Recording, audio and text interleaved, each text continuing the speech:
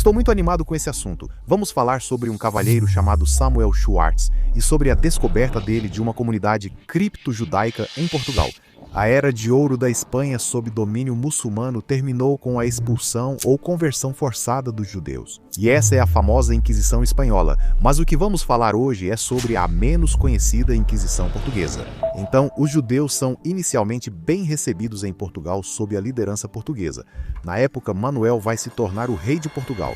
Ele quer se casar com Isabel e ela diz: "Só me caso com você se você expulsar os judeus de Portugal."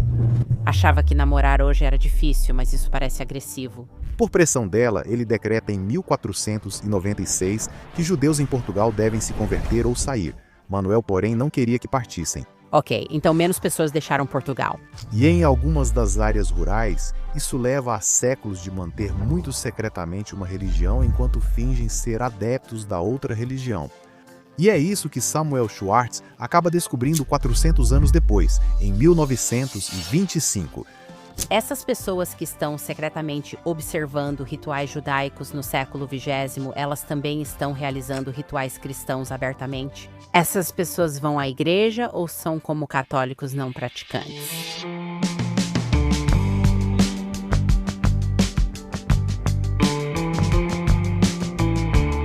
Do Unpacked, este é o Jewish History Nerds, o podcast onde a gente se aprofunda em histórias incríveis da história judaica. Eu sou Jonathan Schwab.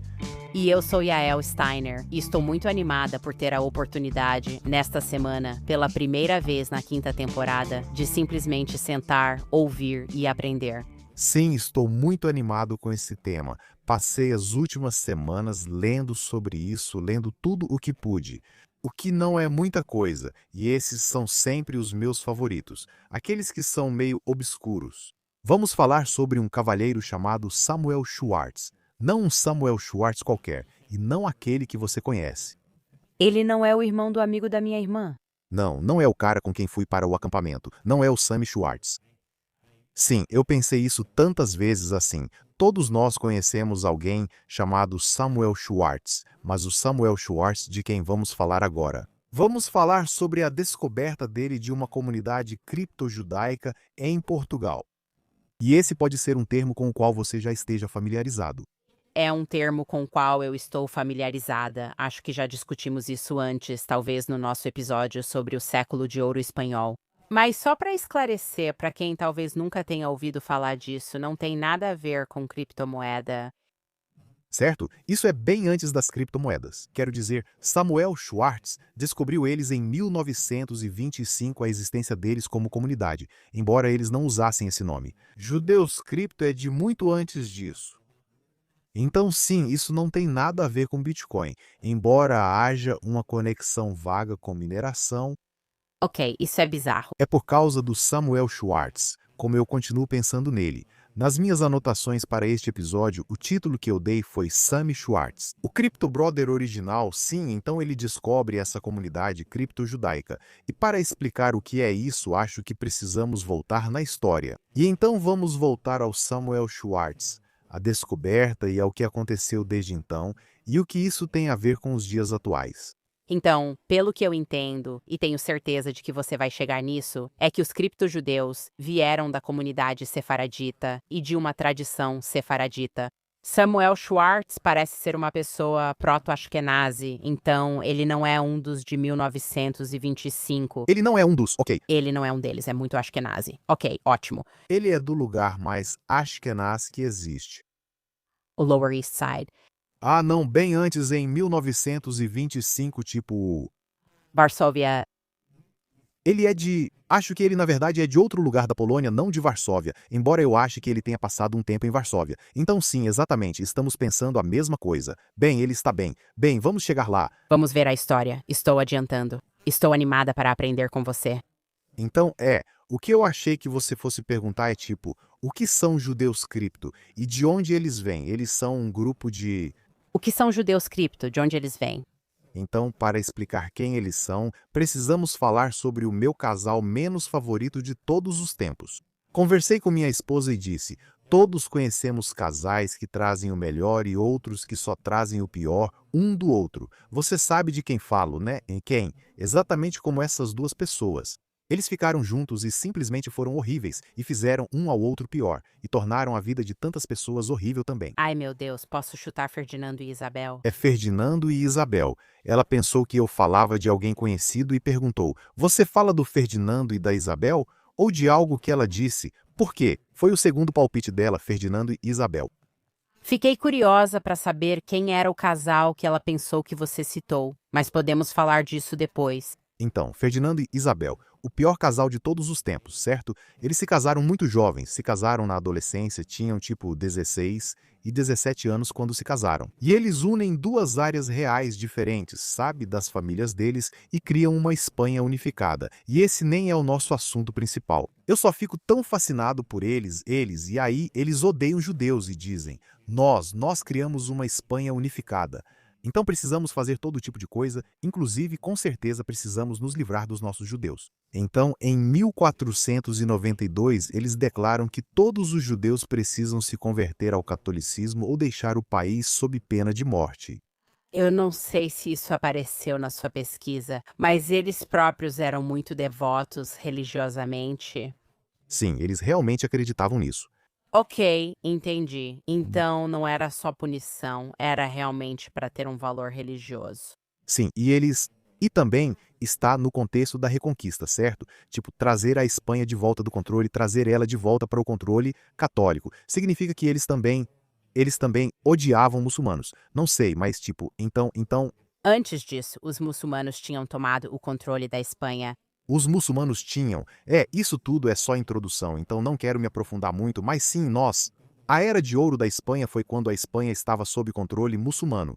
E então, de qualquer forma, eles expulsam. Todos os judeus ou os judeus têm que se converter ou deixar o país. Eles recebem 4 meses para fazer isso. Alguns deles se convertem, muitos vão embora. 100.000 judeus deixam a Espanha em 1492, no curto período de tempo que eles receberam. E um grande número deles vai para a vizinha Portugal, que os recebe e depois os expulsa também. Logo depois, as pessoas passaram a questionar a legitimidade disso. Sabe, se alguém dissesse que você tem que se converter, sair ou ser morto, nem todo mundo se converteu de fato com a intenção de ser católico, entende? Eles passaram a perseguir essas pessoas por meio da Inquisição, que você provavelmente já conhece. Sim, então isso foi depois. A Inquisição é resultado da expulsão. Sim, certo, e é isso. A famosa Inquisição é a Inquisição espanhola, mas o que vamos falar hoje é sobre a menos conhecida Inquisição portuguesa. Ninguém espera os portugueses. Então, os judeus certamente não esperavam. Então, os judeus são inicialmente bem recebidos em Portugal sob a liderança portuguesa da época, que não era igual à liderança de Fernando e Isabel. Era um país católico? Era um país católico, e os reis de Portugal eram parentes e aliados de Fernando e Isabel, mas inicialmente não tinham crenças tão rígidas quanto eles. O príncipe de Portugal e o herdeiro presuntivo. A pessoa que vai ser o próximo rei é um jovem chamado Príncipe Afonso, e ele também apoia a entrada dos judeus. Ele está noivo da filha de Fernando e Isabel, que curiosamente também se chama Isabel, não é a filha mais velha deles, que você talvez também conheça, porque ela era famosa por si só, por um motivo diferente. Ela foi uma das esposas. Ela é a primeira esposa de Henrique. Só quero falar sobre Fernando e Isabel porque realmente tenho isso, o resto é só uma observação à parte. Tipo, fascínio e desgosto são palavras leves demais para eles. Mas assim, eles eram tão horríveis. Eu não posso dizer isso. Eu penso muito neles, eu penso nisso quando penso neles, sim, eles me deixam com um gosto bem ruim na boca. Então, além de serem pessoas horríveis, tenho quase certeza de que eles eram pais horríveis. Porque os filhos deles, como a filha mais velha, Catarina, que foi casada com Henrique, era tão insuportável que o rei da Inglaterra teve que inventar uma religião inteira só para se livrar dela. Uau! Eu nem tinha pensado nisso. Né? Tipo, isso é. Não sei se já te contei isso. Mas, eu nunca realmente estudei história europeia, principalmente porque eu tinha medo do fato de que todo mundo tinha o mesmo nome. Tipo, eu sabia que não tinha como eu conseguir separar os Henriques, as Catarinas e os Eduardos na minha cabeça. Eles têm uma filha mais nova, Isabel, que está noiva do príncipe de Portugal, que vai ser o próximo rei? Aquele que era Afonso, que aceita os judeus? Afonso morre tragicamente em um acidente de cavalo em 14. É triste, triste para ele, muito triste. Parece que ele não era tão ruim quanto o resto da família. Então, quando ele morre, Isabel, que o amava, decide que isso deve ter sido um castigo pelo fato de ele aceitar judeus. Por que não seria culpa dos judeus? E ela também se culpa por isso, se esconde, talvez até tenha passado fome por um tempo. Alguns anos depois, seu primo de primeiro grau, Manuel, vai se tornar o rei de Portugal. E por algum motivo, Manuel tem a ideia de que quem ele quer se casar é Isabel, a esposa de seu primo. E a pessoa que seria rainha de Portugal, ele quer, e ela diz: só me casarei com você com a condição de que faça o que meus pais fizeram e expulse os judeus de Portugal. Quero dizer, eu achava que namorar hoje em dia era difícil, mas isso parece bem agressivo. Então ele se torna rei em 1495 e, por insistência dela, emite o decreto em 1496 de que os judeus de Portugal precisam se converter ou partir. Ele deu a eles 10 meses. Fernando e Isabel deram 4 meses aos judeus. Ele deu 10 meses, um pouco mais. E ela estava realmente séria sobre isso, tipo, só depois que o decreto fosse feito é que eles poderiam se casar. E então você disse que 100 mil judeus deixaram a Espanha em 1492 e a grande maioria deles foi para Portugal. Eles já haviam sido deslocados antes e agora eram removidos novamente. Sim, então a estimativa, bem, eles não foram deslocados, como veremos, mas a nossa estimativa é de cerca de 100 mil. Os judeus estão em Portugal e Manuel, assim como Afonso, realmente não queria que os judeus fossem embora porque eu não acho que seja. Acho que foi. Talvez não pelos motivos certos, mas vamos aceitar. Eles eram essenciais, faziam trabalhos que você não quer que 100 mil pessoas simplesmente deixem o país. Eles estão contribuindo de forma positiva de alguma maneira. Onde foi que eu já ouvi essa conversa antes? Ok, continue, desculpa. Ele decide. Eu disse, converta-se ou vá embora, mas queria só que se convertesse, pois não quero que vá. Ah, entendi.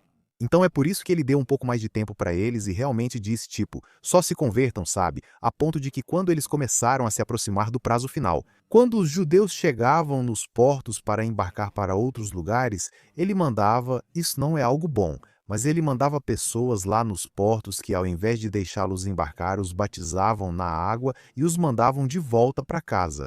Menos pessoas saíram de Portugal do que da Espanha. Menos pessoas deixaram Portugal, mas agora eles têm esse grande número de novos cristãos, como são chamados, ou, em português, cristãos novos. Acho que esse termo significa cristãos sob coação. Às vezes descrevemos eles como judeus com passaportes cristãos, certo? Tipo, nominalmente eu sou cristão, passei por essa conversão, mas vou continuar sendo quem eu sou. Cristãos só no papel. É cristão só no papel, né? E Manuel está de boa com isso. O sucessor dele não está de boa e o sucessor dele, que é João, ou acho que em português é Jão. Sim. Isso convida a Inquisição a começar a investigar isso e dizer: ei, isso realmente não está certo. Se você foi batizado como católico e deveria ser católico, não pode, secretamente ou não tão secretamente, praticar outra religião. Lembra o caso de Edgardo Mortara? Sim. Sim, Recomendo muito esse episódio se ainda não ouviram. esse é um ótimo episódio. Sinto que esse tema é recorrente por um motivo. De judeus que, por qualquer motivo, sob pressão, são obrigados a suas vidas. Será mais fácil se eles afirmarem ser, ou parecerem ser, da religião que é dominante em seu país de origem. Mas, na prática, eles podem não fazer isso de fato e considerar as tensões ou confrontos que eventualmente surgem. A Inquisição Portuguesa passa a investigar isso de fato. E, como resultado, muitos desses judeus, novos cripto-judeus, novos cristãos, tornam-se ainda mais secretos em relação às suas práticas. E isso, na verdade, em alguns casos, não tanto nas principais áreas urbanas, mas em algumas áreas rurais. Leva a séculos de manutenção muito secreta de uma religião enquanto se finge ser adepto da outra religião. Uau! E é isso que Samuel Schwartz acaba descobrindo, 400 anos depois, em 1925. Isso foi algo completamente acidental? Ele tropeçou nisso? Tipo, a identidade deles foi revelada ou ele estava procurando por eles? Agora vamos falar sobre Samuel Schwartz. Essa foi a introdução. Sabemos que isso estava acontecendo nos anos 1500, então, em 1925, quando Samuel Schwartz aparece, o que o levou até lá? O que ele encontrou? Antes de chegarmos a isso, outro ponto que quero mencionar é sobre a linguagem usada. Nos referimos a eles como cripto-judeus. Existem alguns termos que as pessoas usam há muito tempo, a expressão. O termo que era usado era muranos, Esse é o termo que me ensinaram na Espanha. que, assim como nos ensinaram quando estávamos crescendo, é um termo ofensivo. Vem de uma palavra espanhola ou portuguesa, acho que significa porco. Há uma longa história de judeus sendo associados a porcos. Fizemos um episódio muito bom sobre isso. Eu acabei de ouvir ontem. É um termo ofensivo. Samuel Schwartz, que escreve sobre eles, faz essa tentativa de dizer talvez o quê? Murano, de onde o termo vem, é de uma palavra hebraica mareaim, algo como o perigo de aparecer. É uma tentativa valente. Não é um argumento viável de forma alguma. Ele está tentando fazer esse termo ser aceitável, mas não é assim. Existe um termo hebraico muito bom que deveria ser o termo que usamos, que é Bnei Anusim, que significa algo como filhos daqueles que foram forçados. Então, cripto-judeu é tipo o melhor entre várias opções ruins.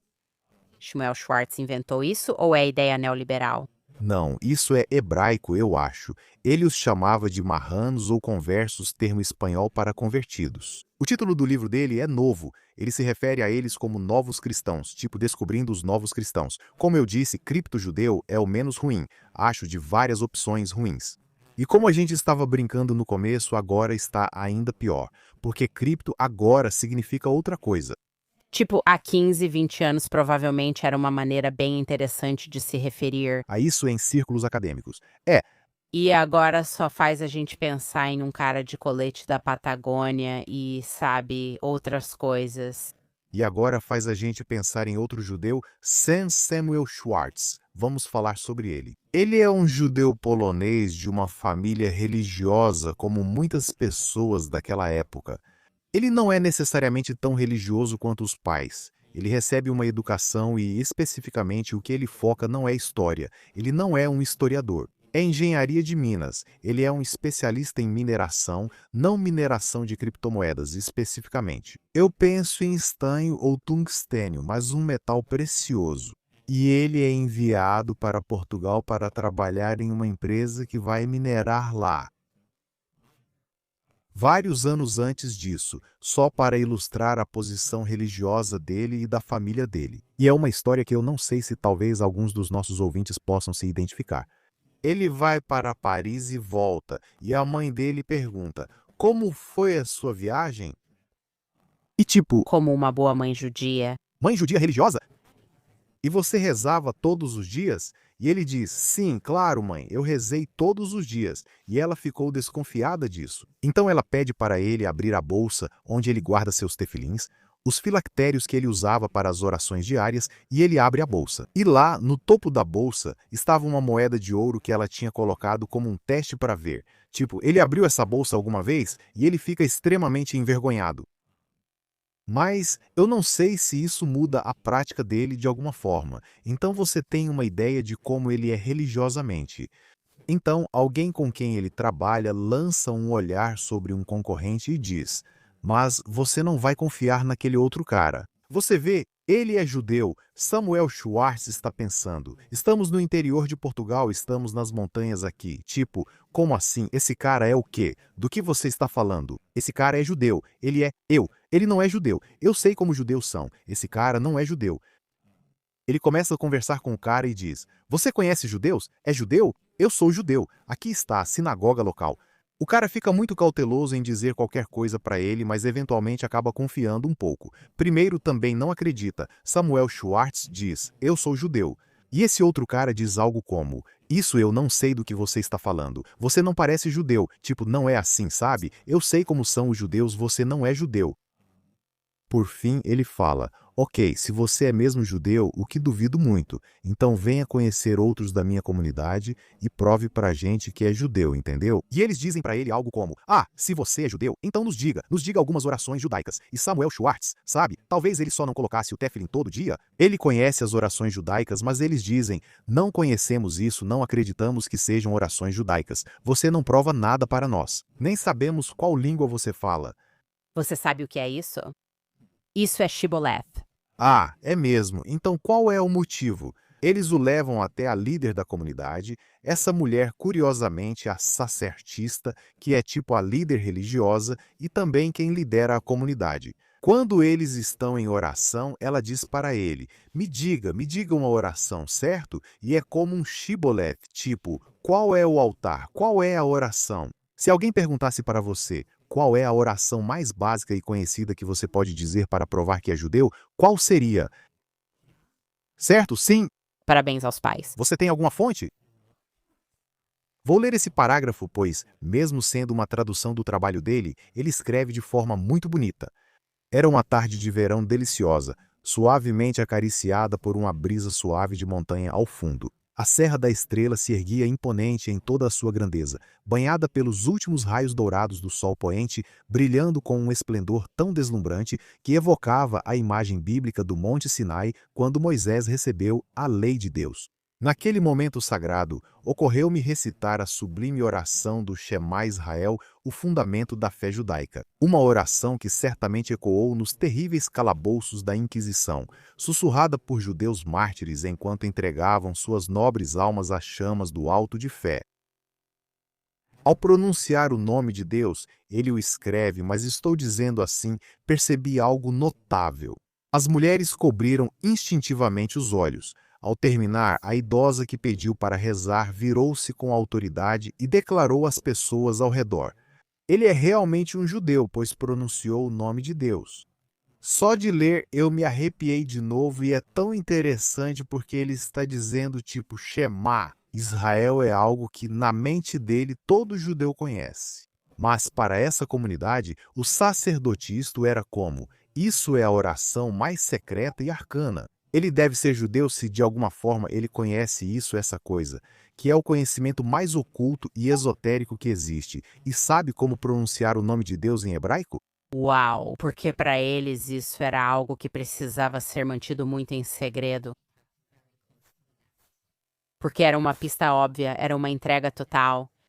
Muitas coisas eram mantidas em segredo. Ele ganha a confiança deles, aprende sobre a comunidade e escreve um livro. Ao descobrir os judeus cripto de Portugal, ele escreve um livro sobre o ocorrido e suas descobertas. Eles ficaram bem com isso, eles ficaram bem em serem descobertos. Mas ele os convence dizendo: está tudo bem, é 1925, está tudo bem ser judeu, certo?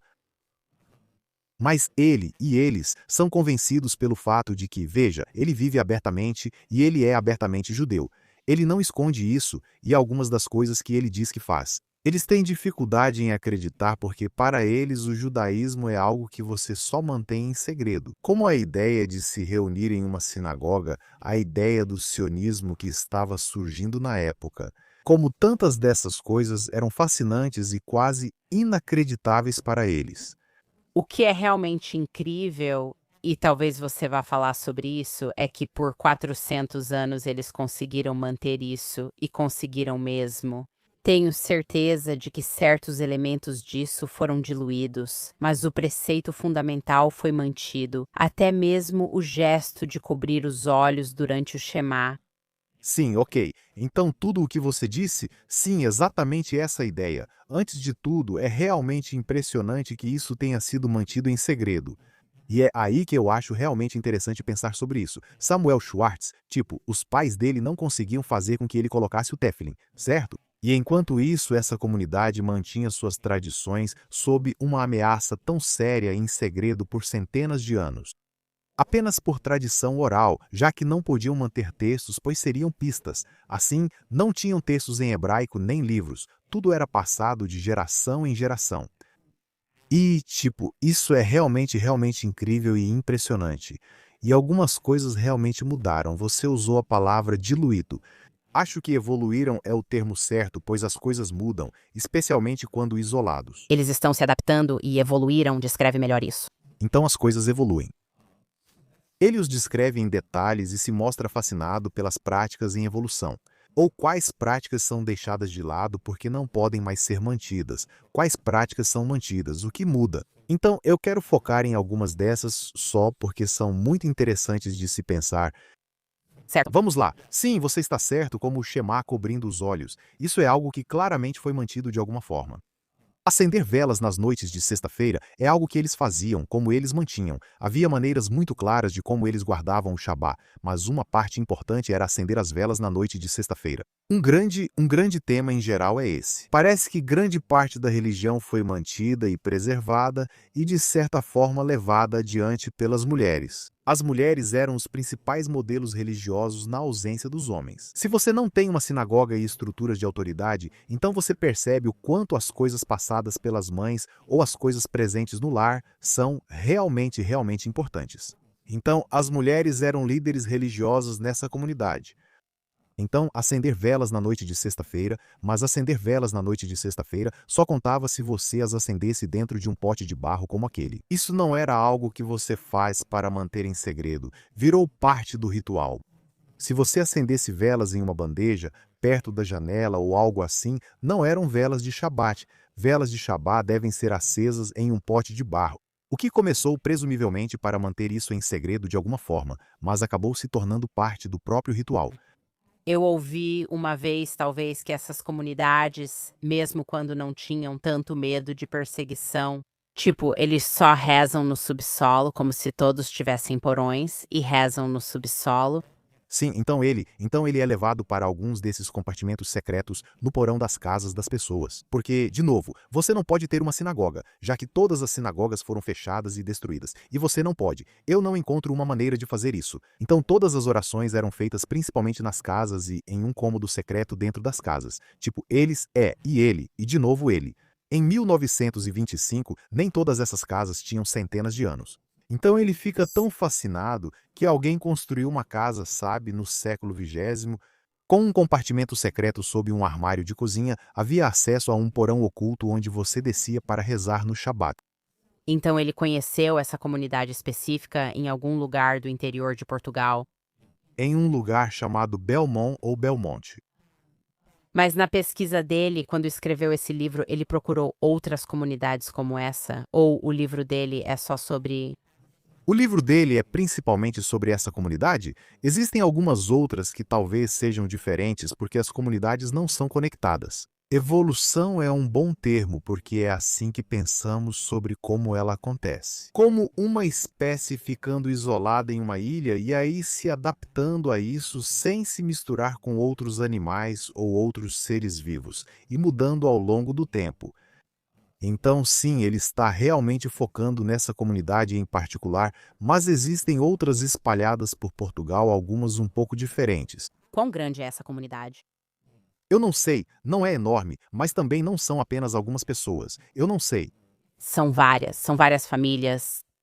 É mais do que algumas. Parece que é a maioria dessa cidade. Uau, mas não é uma cidade grande, não é uma cidade grande. É muito difícil obter um número exato da população, pois, pela natureza do caso, não dá para fazer uma pesquisa perguntando se a pessoa é um judeu secreto. Essas são pessoas que estão secretamente observando rituais judaicos no século XX. Elas também estão realizando rituais cristãos abertamente? Essas pessoas estão indo à igreja ou são pessoas afastadas? Então, alguns sim e outros não. Mas há outro livro também que foi escrito por um professor português local que eu... há um certo ceticismo e críticas sobre isso, e eu entendo o motivo, depois de ter lido porque algumas coisas básicas não estão corretas no entendimento dele sobre o judaísmo, e ele descreve isso até mais do que o Schwartz. O livro dele é muito mais recente. É dos anos 90, mas ambos falam sobre isso sim. Mas, basicamente, há pessoas que externamente estão rezando em seus porões aos sábados e indo à igreja aos domingos, entendeu?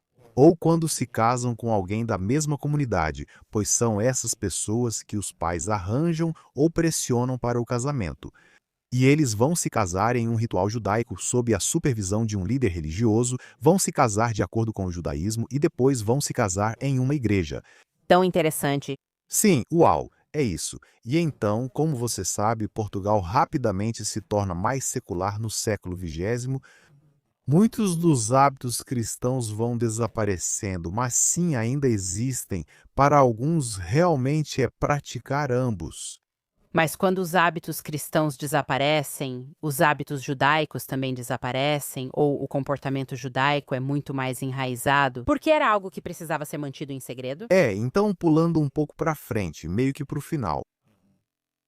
O que acontece com esses criptojudeus quando o mundo deles se abre e eles seguem caminhos diferentes? Alguns apenas se assimilam totalmente, tornando-se menos religiosos e menos praticantes. Muitos deles realmente emigram para Israel. Uau, é bem assim. Acho isso realmente interessante de se pensar. Passar por uma conversão ortodoxa para serem totalmente aceitos como judeus. E eu fico tipo, eu entendo o argumento de garantir que isso aconteça, mas assim, de todas as pessoas dizer que você tem que se converter, tipo, Não querendo entrar muito em política, mas eu imagino que isso também seja uma escolha prática, porque o rabinato, que é governamental em Israel, provavelmente exige isso. Mas eu concordo com você 100%. quero deixar muito claro que não estou fazendo uma comparação, mas a ideia de exigir uma conversão foi tipo, Pode haver muita coisa, eu nem tinha pensado nisso. algumas pessoas podem ter sentimentos sobre isso.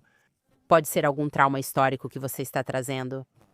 E eu quero voltar a falar sobre algumas das práticas porque elas são realmente interessantes. Mas isso é tipo, não sei, eles deveriam se integrar a algo maior, sabe? Algo normativo?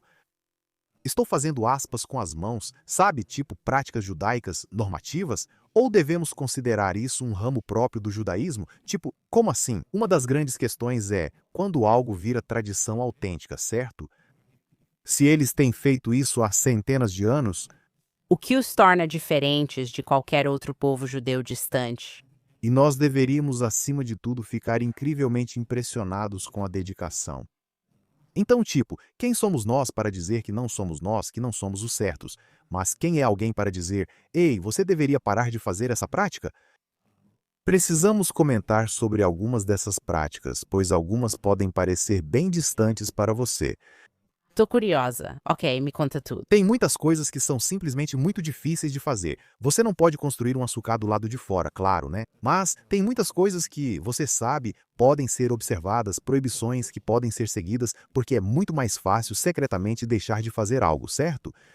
Os dias de jejum e guardar o Shabat, evitando trabalhar, são muito importantes para eles e conseguem manter isso. Também rezam em segredo.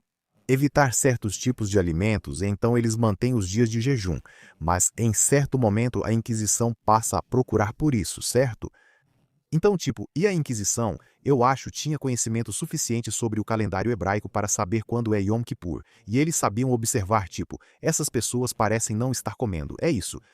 Eles guardavam o Yom Kippur, mas em um dia diferente eles sabiam qual era o dia do Yom Kippur. Eles comiam nesse dia e depois jejuavam.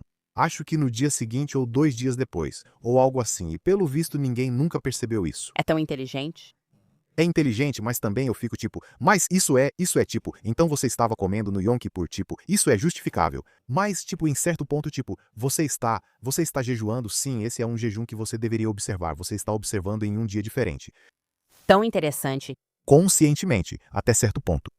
Da mesma forma, no Pesach, eles tinham todo um ritual, eles observavam a Páscoa, mas não cumpriam de fato. E eles tinham seu próprio ritual de assar matzá, e se reuniam para fazer isso em segredo, e você sabe, tinham um jeito secreto de fazer. Mas eles não assavam a matzá antes da Páscoa novamente, porque acho que as pessoas estavam de olho nisso, então eles só assavam a matzá no terceiro dia da Páscoa. Então, tipo, a tradição é comer matzá no primeiro dia, como se deve comer no primeiro dia, mas eles só faziam no terceiro dia. Então, quero dizer, a forma como essas coisas evoluem é fascinante. É, e a comunidade agora? Bem, você estava dizendo, alguns deles passaram por uma conversão ortodoxa, mas como eles mantêm os costumes? A maioria desses costumes não foi mantida, o que para mim é meio triste. De certa forma, tipo, o fato de ser uma tradição que sustentou essas pessoas por séculos. Em algum momento, não sei, algo assim. Talvez autêntico não seja o termo certo, mas quando exatamente? Uma tradição que foi mantida por tanto tempo é tão valiosa e importante que deveríamos praticá-la de alguma forma? Em homenagem àquelas pessoas, tipo, em homenagem à história? Isso leva a uma questão muito maior sobre a autoridade alástica e quem pode ser a pessoa que decide sobre isso. Mas, sabe, do mesmo jeito que, novamente, de forma normativa, na comunidade judaica mais ampla, hoje aceitamos que existem decisores ashkenazitas da lei judaica e decisores sefarditas da lei judaica, além dos ortodoxos tradicionais. Existem diferenças e aceitamos isso, certo? A comida deles é kasher, por isso eu não comeria, mas é kasher para eles, essa é a tradição deles. Sim, então isso foi uma questão em algum momento. Isso é algo próprio. Um ramo legítimo. Exatamente. Acho que parte disso é a força dos números, tipo, não era um grupo grande o suficiente. Isso foi, sabe, você pode fazer esse argumento? E também, de novo, o fato de que algumas das práticas deles eram abertamente visíveis. Cristão, tipo, enfraquece a ideia de que isso é, sabe, uma forma tão poderosa ou legítima de ortodoxia judaica. Ou tipo, não sei, uma prática halástica rigorosa, digamos assim. Mas eles também normalmente não circuncidariam seus filhos. Eu acho que isso é algo bem importante de novo, porque isso é um sinal bem óbvio. Certo? E eu sei disso, sabe? Meu avô serviu no exército polonês e eu sei que muitos judeus foram recrutados para o exército polonês, e isso era uma coisa muito importante no exército, para identificar judeus dessa forma. E, em alguns casos, persegui-los ou simplesmente tratá-los como cidadãos de segunda classe por esse motivo. E, sabe, ainda mais em uma sociedade onde é realmente ilegal ser judeu e você poderia ser. Você sabe, muitas pessoas durante a Inquisição foram mortas, então, obviamente, não circuncidar seu filho para evitar que ele seja morto é algo muito compreensível, na verdade. Posição alástica, sim. Sim, sim, eu não estou criticando isso. Não, não, eu não achei que você estivesse. Aliás, sabe quem mais serviu no exército polonês antes de ir para a engenharia de Minas? Doutor. João Monson Samuel foi um herói de guerra polonês. Incrível. E quando ele escreveu esse livro, ele também fez isso. Ele se tornou querido pela comunidade, tipo, ele manteve contato com eles, ele virou parte deles. Sim, ele se tornou. Há todo um movimento sobre isso, mas não dá tempo de falar agora. Tem outra pessoa envolvida. Melhor deixar para o próximo episódio, pois é muito interessante. Um membro português dessa comunidade que lidera todo um movimento. Mas sim, Samuel Schwartz é fundamental ao trabalhar com esse outro cara também e em trazer um rabino para Portugal, para revigorar essa comunidade, para trazê-los de volta de alguma forma. Mas ele não é. O fato dele escrever o livro não é como uma traição ou algo assim, Não é uma exposição. certo? Não é uma exposição. Aceitaram bem, ou ao menos o suficiente. E de novo, não é como se todo mundo no mundo estivesse lendo esse livro. Na verdade, esse livro só foi traduzido para o inglês. Recentemente você nunca vai adivinhar por quem. Pela primeira vez, é Henry Abramson. Henry, sim, é o nosso líder educacional Henry Abramson. Como ele escreve na introdução com a ajuda da IA, traduz para o inglês. Em que idioma foi escrito? Polonês. Ele escreveu em português e francês, mas, novamente, não foi traduzido para o inglês, porque não é como se isso tivesse sido. Não sei, algumas pessoas liam e ficavam fascinadas, mas não era o principal tema na mente das pessoas no mundo judaico no fim dos anos 20 e início dos 30. Tipo, eu pensaria que, sabe, isso é publicado, alguém fica sabendo e de repente, sabe, toda historiadora dos judeus no hemisfério ocidental estaria pegando um trem para Belmonte, Portugal, para começar a conversar com essas pessoas, e não parece que foi isso que aconteceu. Não exatamente, não, tipo, houve definitivamente pessoas que vieram e olharam, mas tipo, acho que na época eu nem sei. Atualmente acho que há mais turismo para Portugal para conhecer o país do que há 100 anos. Mas eu não acho que isso era a questão mais urgente para os judeus nas décadas de 20 e 30. Algum deles ainda está lá? Acho que ainda há alguma atividade lá. Há uma sinagoga local e provavelmente ainda existem alguns judeus lá que basicamente facilitam o turismo para a comunidade deles. Como turistas judeus que vêm, eles podem mostrar para você: aqui está esse lugar, ali está aquele outro. É assim que seria uma casa, esse tipo de coisa. Mas não é uma comunidade muito grande ou ativa hoje, pelo que percebo. Voltando às práticas, a outra coisa que eu queria mencionar, porque falamos sobre porco, então comer, o fato de que eles evitavam comer carne de porco. Embora pareça que isso nem sempre foi necessariamente o caso, porque Schwartz também documenta que nos 40 dias que antecedem a Páscoa e nos 40 dias que antecedem o Yom Kippur, como uma espécie de período de expiação. Havia aqueles que se abstinham de comer carne de porco durante esse período, o que indica que, em outras épocas do ano, isso não era algo que eles necessariamente seguiam. Os 40 dias que antecedem a Páscoa são interessantes, porque isso é a Quaresma. São 40 dias que antecedem a Páscoa cristã. Parece muito, sabe? E não é exatamente igual, certo? Mas soa bastante parecido. E eles também, o que também parece uma prática cristã. Eles não comiam carne no Shabat.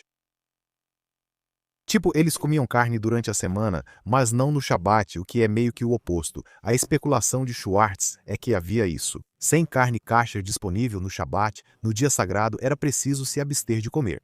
Entendeu? Era a única carne disponível, mas não era kosher. Na verdade, é a melhor alternativa que eles tinham disponível. Interessante, isso é muito legal. Carne de porco era muito consumida, mas havia um prato especial que muitos deles preparavam.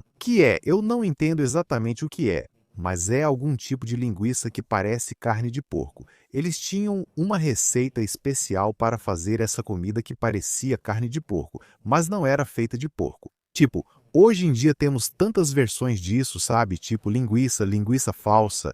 Esse é um nome ótimo para isso. É a nova linguiça. Sabe, eu não sei o que você pode conseguir. Tipo o bacon falso da Morningstar Farms. Parece bacon, mas não é. Mal é comida. Eu gosto, é bom, é bem suculento. Eu basicamente como coisas que mal são comida. Ou tipo sushi de cane, sabe? E tipo, eles fazem parecer que é de verdade. Então eles faziam isso, mas faziam isso não. Não sei se pelos mesmos motivos que a gente come sushi de cane. Eles queriam parecer que estavam realmente comendo direito. Era autopreservação. É. Linguiça como autopreservação, gostei disso. Linguiça tipo cripto de autoatendimento, gostei, também é muito boa. Sim, gostei desse termo, sabe? Linguiça por fora, judia por dentro. É exatamente isso, sim. Uau, isso é realmente interessante. O que também me chama a atenção, embora não tanto quanto a existência dessa comunidade, mas porque, ao me preparar para esses podcasts, fiquei realmente interessada na forma como a história é documentada na historiografia. O fato de Samuel Schwartz não ser historiador, não ser acadêmico e nem mesmo um judeu particularmente devoto. Mas ele, como um minerador do interior, é quem traz tudo isso à tona, e ainda sabemos quem ele é 100 anos depois. Eu realmente não sei o que é isso. Isso está no campo da especulação. Mas, lendo o livro dele, me parece pela forma como ele escreveu que talvez ele tenha sido religiosamente inspirado ou tocado por isso. Como eu seria, acho que isso faz parte, sabe, do que ele é, tipo, eu não sei. Ou vou dar minha opinião, acho, e dizer isso. Essa seria a minha impressão do que está acontecendo aqui. Algo com que ele cresceu era tão fácil para ele, não foi desafiado de nenhuma forma, e ele dava como certo, e então ele foi. Ele ficou, talvez de novo, emocionado com o quanto as pessoas lutaram por isso durante séculos. E eu acho que eu não sei, ou vou dizer da forma como eu entendi. Acho que isso me fez perceber, tipo, uau, ser judeu. Eu vi uma frase essa semana, era algo assim: eu amo ser judeu, ainda mais do que todas as pessoas que me odeiam por isso, ou odeiam judeus por isso, ou algo assim. E acho que isso foi algo tipo: essas pessoas mantiveram isso por centenas de anos por algum senso de fé profunda e duradoura, ou amor, ou conexão, sabe? E tipo, uau, diante de tanta coisa, e tipo, isso não me faz sentir tipo, uau.